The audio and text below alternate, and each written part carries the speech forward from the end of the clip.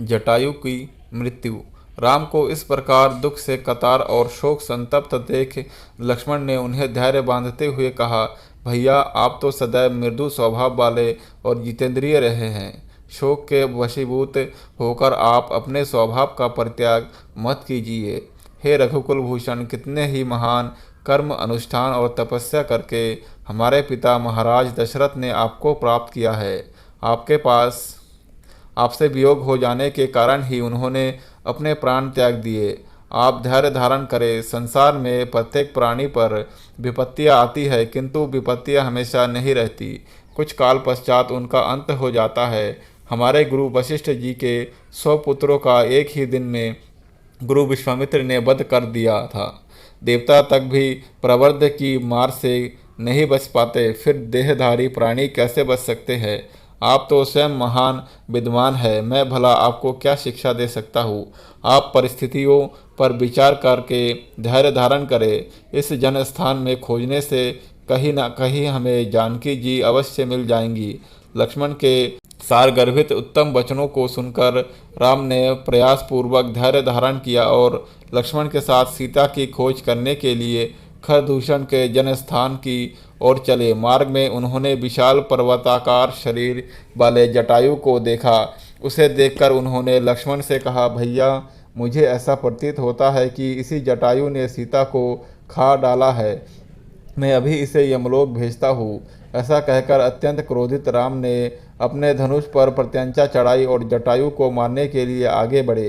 राम को अपनी ओर आते देख जटायु बोला, आयुष्मान, अच्छा हुआ कि तुम आ गए। सीता को लंका का राजा हर कर दक्षिण दिशा की ओर ले गया है और उसी ने मेरे पंखों को काटकर मुझे बुरी तरह से घायल कर दिया है। सीता की पुकार सुनकर मैंने उसकी सहायता के लिए रावण से युद्ध भी किया। ये मेरे द्वारा तोड़े हुए रावण के धनुष उसके बाण है। इधर उसके विमान का टूटा हुआ भाग भी पड़ा है।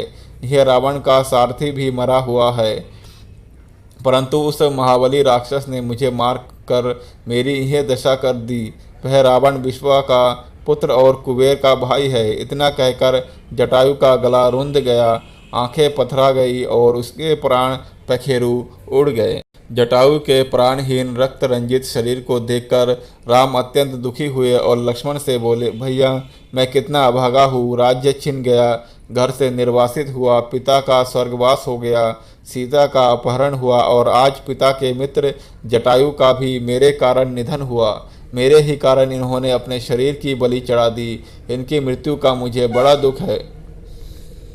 तुम जाकर लकड़ियाँ एकत्रित करो। ये मेरे पिता तुल्य थे, इसलिए मैं अपने हाथों से इनका दाह संस्कार करूँगा। राम की आज्ञा पाकर लक्ष्मण ने लकड़ियाँ एकत्रित की। दोनों ने मिलकर चिता का निर्माण किया। राम ने पत्थरों को रगड़कर अग्नि निकाली, फिर द्विज जटायु के शरीर को चिता पर रखकर बोले, पूज्य गिरिधराज, जिस लोक में यज्ञ एवं अग्निहोत्र करने वाले स्मरणांगन में लड़कर प्राण देने वाले और धर्मात्मा व्यक्ति जाते हैं, उसी लोक को आप प्रस्थान करें। आपकी कीर्ति इस संसार में सदैव बनी रहेगी। यह कहकर उन्होंने चिता में अग्नि प्रज्वलित कर दी। थोड़ी ही देर में जटायु का नश्वर शरीर पंचभूतों में मिल गया। इसके पश्चात दोनों भाइयों ने गोदावरी के तट पर जाकर दिवंगत जटायु को जलांजलि दी। दोस्तों अगर वीडियो अच्छी लगी है तो वीडियो को लाइक और चैनल को सब्सक्राइब करें और ऐसे ही राम कथा सुनने के लिए हमारे चैनल पर जाए। आपको क्रमबद्ध तरीके से राम कथा की वीडियोज़ मिलेंगी।